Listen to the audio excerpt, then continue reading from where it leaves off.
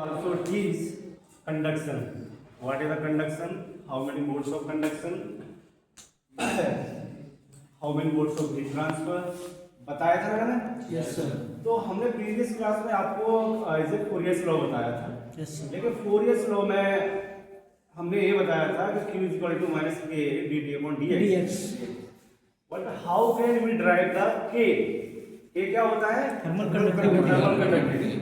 So today we will drive the k dimensional unit. क्या बताएंगे हम? k dimensional unit. तो k डायमेंशनल यूनिट क्या होती है वो हम निकालेंगे। तो सबसे पहले हम क्या करेंगे? q इक्वल टू माइनस के ए dt अपॉन dx। हम क्या ड्राइव करेंगे बेटा? हम करेंगे k। तो हमको मालूम होना चाहिए कि q क्या है? q क्या है? q है heat. So what is the unit of heat? क्या होता है? वाट होती है ना? जो हमारी q की हीट की यूनिट होती है वो वाट। और वाट को हम क्या लिखते हैं? जूल पर सेकंड होता है ना? तो या तो हम वाट लिख लें या जूल पर सेकंड। ऐसे ही हमारे एरिया को किसमें मेजर करते हैं बेटा? मीटर स्क्वायर में। Yes sir. x को किसमें मेजर करते हैं? लेंथ को या x या थिकनेस को किसमें करते हैं? मीटर में। तो या थिकनेस हो सकती है, ठीक है? थिकनेस ऐसे ही t को सेल्सियस से केल्विन, हम केल्विन में करेंगे। Yes sir. dt को टेंपरेचर को हम केल्विन में करेंगे। देन आफ्टर इसमें अप्लाई कीजिए। अगर k की वैल्यू निकालनी है, देखिए k इक्वल टू हम क्या करेंगे? q into dx yes sir. Upon a क्या निकालेंगे? a into dt। dt। हम क्या लिखेंगे अब? q इक्वल टू वाट। देख लीजिए वाट है, आप w से भी डिनोट कर सकते हैं। Yes sir. Watt into dx। dx क्या है? थिकनेस। इसका यूनिट क्या होता है? Metre. Very good. Metre a का metre square. Metre square into kelvin. So what is the unit? k। Minus आपको माइनस साइन तो आपको मालूम है, ये टेम्परेचर डिनोट करता है बस, ठीक है? तो वाट मीटर स्क्वायर से स्क्वायर कट गया तो क्या बचा? वाट और metre kelvin. Metre into. Suppose अगर आपकी वाट है, वाट को हम कैसे लिख सकते हैं? Joule per second. और ये आपका metre into kelvin. Then after क्या आ जाएगा? Joule per second into metre into kelvin. So हमारा जो कंडक्टिविटी है, k की कंडक्टिविटी की जूल पर Sm into k, this is the unit of thermal conductivity. Dimensional unit तो क्या होगी आपकी? जूल पर Sm k। अगर आप वाट में लिखना है तो वाट पर मीटर इनटू केल्विन निकाल लेंगे ना एग्जाम में सभी। आपको अगर k की यूनिट पूछ रहा है एग्जाम में तो आप ड्राइव करके वाट पर मीटर इनटू केल्विन निकाल सकते हैं इजीली। अगर वाट को भी कन्वर्ट करना है तो आपको फॉर्मूला मालूम होना चाहिए, आपका यूनिट मालूम होना चाहिए। तो वाट क्या होता है? Joule per second. तो जूल पर सेकंड ये आ गया, है ना? इसके बाद हम क्या करेंगे? अब हमें मालूम पड़ गया कि k की वैल्यू हमारी है। देखिए k की वैल्यू डिफरेंट k क्या है? k आपका थर्मल प्रॉपर्टी है। तो प्रॉपर्टी है तो सबसे पहले डिफरेंट मटेरियल की डिफरेंट प्रॉपर्टी होगी। k आपका थर्मल कंडक्टिविटी डिफरेंट होगी, है ना?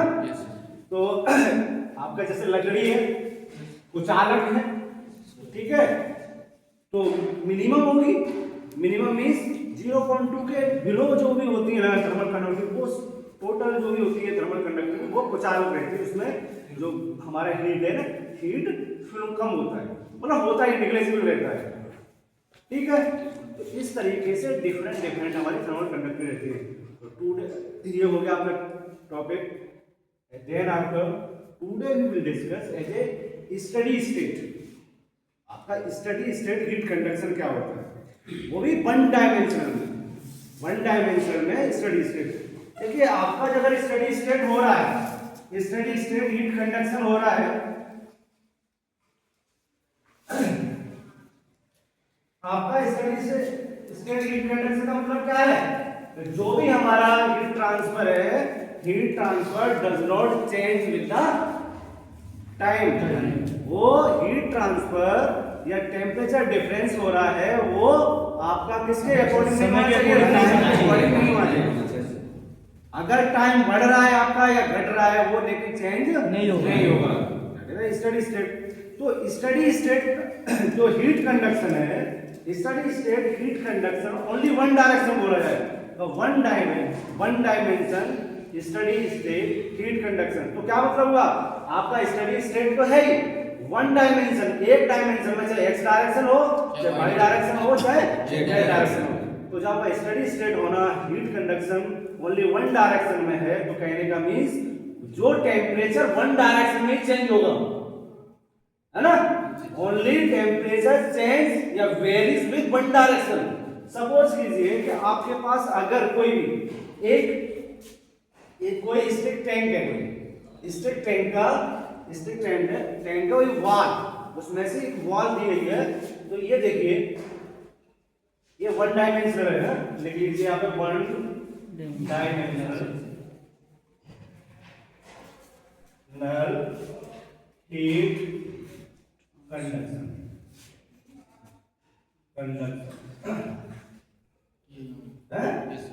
One dimensional heat conduction. और ये भी कौन सी टाइप की है, स्टडी स्टेट। मतलब क्या है कि स्टडी स्टेट है, उसमें टेम्परेचर स्टडी स्टेट पोजीशन में जा रहा है, एक डायरेक्शन में जा रहा है। अब ये नहीं है कि वो टाइम के साथ चेंज नहीं हो रहा। अब देखिए, बताइए यहाँ पे एक आपका ये वॉल है, वॉल, इसकी थिकनेस है ना जो dx, ये वाले dx, ठीक है, ये आपका यहां से यहां तक का जो टोटल थिकनेस है वो आपका है, या लंबाई मान सकते हैं, चौड़ाई मान सकते हैं, वो आपका x है ना। ये इसका थिकनेस मान लिया है, ये थिकनेस वो है, लेकिन टोटल लंबाई जो चौड़ाई है वो आपकी x है। अब कोई भी किसी भी बॉडी में अगर टेम्परेचर जा रहा है, हीट फ्लो हो रही है, तो सपोज कीजिए कि अगर इधर हमारा हीट है, जैसे कोई स्टिक टैंक है, स्टिक लगा हुआ है। अब इस बॉडी में हमारे पास क्या है, सपोज कीजिए यहां से तो हॉट बॉडी होगी, क्योंकि यहाँ हीट जा रही है, इधर क्या होगी, कोल्ड होगी ना। तो मान लीजिए कि अगर आपका कोई बॉडी है, तो ये वाला हॉट बॉडी, और ये आपका कोल्ड बॉडी, सही है ना।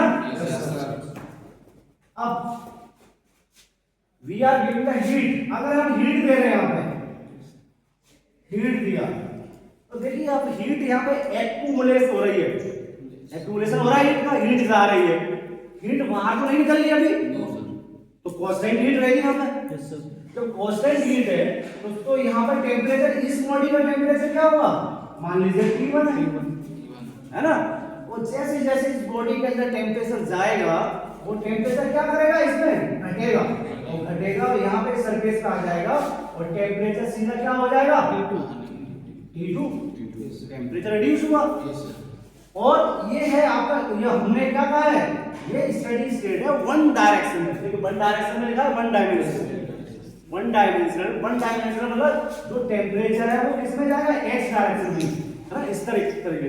तो जो T1 है ना वो वेरीज हुआ है, देखिए इधर तो वेरीज नहीं हुआ, मैंने वन डायमेंशनल की बात की है। तो T1 जो वेरीज हो रहा है वन डायमेंशनल में हो रहा है, वो एक्स डायरेक्शन। तो हम कह सकते हैं कि हीट फ्लो रेट हो रहा है, हीट है ना, heat flow rate perpendicular to the X direction, है ना, perpendicular to the X direction. तो जो हीट है ना वो perpendicular to the X direction of wall, जो वॉल है ना, जो वॉल उसमें हो रहा है। तो जो हीट है ना वो एक्यूमुलेट हो रहा है, ठीक है। तो हीट है हमारा, हीट यहाँ पे यही रहेगा, टेम्परेचर डिफरेंस हो रहा है, लेकिन हीट यहाँ पे वही रहेगा, है ना। तो जब हीट T1 से T2 में गया, सपोज कीजिए कि अगर आपका x डायरेक्शन में जा रहा है तो x इक्वल टू यहाँ कितना होगा 0, और यहाँ से x इक्वल टू कितना है, अरे भाई इतना दूरी है x तो x ही होगा, है ना। और T1 हमारा पहला टेम्परेचर, T2 आपका दूसरा। इसका मान लीजिए कि एरिया आपका इसका एरिया A है ना, तो हम कह सकते हैं कि दी वॉल, जो वॉल है, ये वाला जो वॉल है, wall is made of material, any material, है ना। जो वॉल बना हुआ है किसी भी मटेरियल का बना हुआ है, इसका जो थिकनेस है वो क्या है, x है। थर्मल कंडक्टिविटी, थर्मल कंडक्टिविटी मान लीजिए क्या है, k है। अच्छा मुझे ये बताइए, इस मटेरियल ये बना हुआ है, इसकी थर्मल कंडक्टिविटी डिफरेंट होगी या कांस्टेंट होगी? हाई इसकी कांस्टेंट होगी, तो मटेरियल तो एक ही तो यूज किया हुआ है कंटेनर बनाने के लिए। Yes sir. तो हम मान सकते हैं कि इसमें थर्मल कंडक्टिविटी की कांस्टेंट ये है। मान लीजिए इसमें टेम्परेचर आपका T1 से T2 हुआ है x डायरेक्शन में, हीट हमारा कांस्टेंट होगी कि नहीं होगी, कि हीट हमारी इसमें जा रही है वो सेम टू सेम क्या कहेंगे ना, तो heat is constant. So we will apply the Fourier's law. Fourier's law आप यूज करेंगे। फोरियर्स लॉ क्या होता है, Q इक्वल माइनस k है, minus k a dt upon dx। Equation number 1। अब देखिए जब Q equal to minus k a dt upon dx है फोरियर्स के अकॉर्डिंग, क्योंकि हमने फोरियर्स लॉ यूज किया है, क्यों किया है कि ये सॉलिड बॉडी है। अगर हमने इसका डिफरेंशिएट कर दिया कि Q into dx is equal to minus ka dt, okay है ना। अब देखिए इसका एरिया तो एक ही है, तो एरिया कांस्टेंट है। k आपका एक ही मटेरियल का बना हुआ मटेरियल का, k क्या कांस्टेंट है। अब इसमें क्या बढ़ रहा है, घट रहा है, बढ़ रहा है, T से लेकर प्रेशर, यस है ना, टेम्परेचर। अब देखिए इक्वेशन नंबर 2 कर लीजिए। अब अप्लाई कीजिए, apply the variables in equation number 2। क्या अप्लाई लिखा हुआ है, हमने लिखा है अप्लाई द वेरिएबल्स। वेरिएबल्स क्या है, अब ये बताइए कि जब हमें मालूम है कि हमें T1 से लेकर के T2 तक टेम्परेचर क्या हुआ, रिड्यूस हुआ है, तो एंटायर बॉडी का हीट ट्रांसफर कितना होगा। देखिए एंटायर बॉडी हम डिफरेंशिएशन इक्वेशन क्यों यूज करते हैं, we are using the differential integration. Differential हम यूज करते हैं कि डिफरेंशियल वर्ड कहां से बना, डिफरेंस से। अगर आपका ये 2 पॉइंट है 1 and 2, then we are doing the difference, है ना। अगर हमसे कहा जाए कि हम इसका इस पॉइंट पे, इस पॉइंट पे, इस पॉइंट पे, इस पॉइंट पे, हर एक पॉइंट पे अगर डिफरेंट टेम्परेचर है तो क्या करेंगे, तो डिफरेंस नहीं करेंगे। एक पॉइंट ये है, एक पॉइंट ये है, एक पॉइंट 4 पॉइंट है, तो 4 पॉइंट के लिए डिफरेंस नहीं करेंगे, तो वहां क्या करेंगे, इंटीग्रेशन। बेटा इंटीग्रेशन क्यों यूज करते हैं, एंटायर बॉडी ऑफ, हमारा पूरा इंटीग्रेशन का मतलब क्या है, इंटीग्रेशन का मतलब है 1 2 3 4 सबको कनेक्ट करना। तो इसका क्या करेंगे हम, एंटायर बॉडी का हम क्या निकालेंगे, पूरी एंटायर बॉडी है, तो इसको निकालने के लिए, टेम्परेचर निकालने के लिए हम क्या करते हैं, इंटीग्रेशन करते हैं। तो देखिए हम क्या करेंगे, applying the variation in equation number 2 and integrating equation 2। तो देखिए हम इंटीग्रेशन करते हैं, हमने इंटीग्रेशन किया Q dx is equal to integration minus बाहर ले लिया k a dt। इंटीग्रेशन में अब इंटायर इंटीग्रेशन कर रहे थे, अब x की थिकनेस है आपकी, वो थिकनेस कहां से बन रही है, यहां से लेकर के यहां तक थिकनेस है, ठीक है। तो हम कहां से करेंगे, 0 से लगा करके x तक, टेम्परेचर कौन से गया है, T1 से लगा करके T2 तक गया है। अब आपका K आपका कांस्टेंट है, A आपका कांस्टेंट है, तो इसका क्या हो जाएगा बताइए, Q, इसका Q क्या हो जाएगा, इसका बताइए x, इंटीग्रेशन क्या आएगा, 1/1, तो यहाँ पे आएगा x ओनली, और x पे आपका क्या है 0 to 1, ऐसे ही आपका यहाँ पे माइनस ka, यहाँ पे क्या है आपका t, t T कहां से गया, T1 से लेकर के सो देन आफ्टर हमारा क्या निकलेगा, QX is equal to minus KA T2 minus T1. T2 minus T1, है ना। Yes. अब T समझ में आ रहा है सही तरह, T2 माइनस T1। अब T2 माइनस T1 क्या है, T2 minus T1 temperature difference, temperature difference देखिए T2, अब T2 माइनस टेम्परेचर डिफरेंस, अगर लेकिन टेम्परेचर डिफरेंस हो रहा है तो T2 में से T1 चला जाएगा क्या, T2 में से T2 तो कम है और T1 ज्यादा है, तो जो टेम्परेचर मेनली डिफरेंस होना चाहिए वो क्या होना चाहिए, T1 minus डेल्टा T हमारा होना चाहिए T1 minus T2, so we can write minus KA minus sign ले लिया तो यहाँ पे बचा T1 minus T2, so then after minus की जगह प्लस हो जाएगा KA डेल्टा T, तो QX equal to KA delta T, ये इक्वेशन नंबर 3, यहाँ तक समझ में आया। अब मेरा क्या है कि अगर फ्री इक्वेशन आपका अवेलेबल है तो हम लिख सकते हैं, देखिए Q equal to KA into delta T upon नीचे क्या है X, और लिख सकते हैं कि Q equal to delta T upon X upon KA, लिख सकते हैं कि नहीं। Yes sir.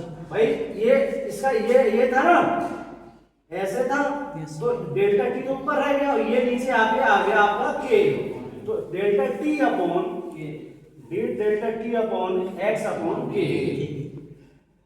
अब डेल्टा T, अब देखिए क्या है, Q equal to delta T, तो हम इससे कह सकते हैं कि हीट ट्रांसफर, अगर किसी में हीट दे रहे हैं तो फॉर्मूला क्या आ रहा है, Q equal to delta T, तो Q equal to delta T, that means heat transfer हो रहा है किसके द्वारा, टेम्परेचर के द्वारा हो रहा है ना। Yes. तो जो हीट दे रहे हैं तो उसमें क्या रिप्रेजेंट हो रहा है, हमारा डेल्टा T हो रहा है। तो हीट के अकॉर्डिंग अगर कोई भी किसी मटेरियल में हीट ट्रांसफर हो रही है और हीट दे रहे हैं तो heat direct proportional to delta T है, तो कह सकते हैं कि T डेल्टा T उसका ड्राइविंग फोर्स है। क्या है, ड्राइविंग फोर्स। जैसे कार चलाते हैं ना, तो कार चलाने के लिए आदमी कार को चलाता है तो उसको ड्राइवर है, ऐसे ही हीट को चलाने के लिए क्या होना चाहिए, टेम्परेचर होगा, है ना। हीट से प्रोड्यूसर टेम्परेचर होगा, तो हीट, तो ये कह सकते हैं कि ये आपका ये ड्राइवर है, कहने का मीन्स ये ड्राइविंग फोर्स है। तो हीट के लिए डेल्टा T एक ड्राइविंग फोर्स है, और ये जो चीज है X अपॉन KA, इसको बेटा बोलते हैं थर्मल रेजिस्टेंस। क्या बोलते हैं, थर्मल रेजिस्टेंस, ठीक है। तो हम जो डायरेक्ट फॉर्मूला आता है हमारा Q इक्वल टू, वो आता है डेल T अपॉन R। तो हम एक नया डेरिवेटिव पढ़े कि जो heat transfer directly proportional to the ratio of driving force and thermal resistance, है ना। Yes sir.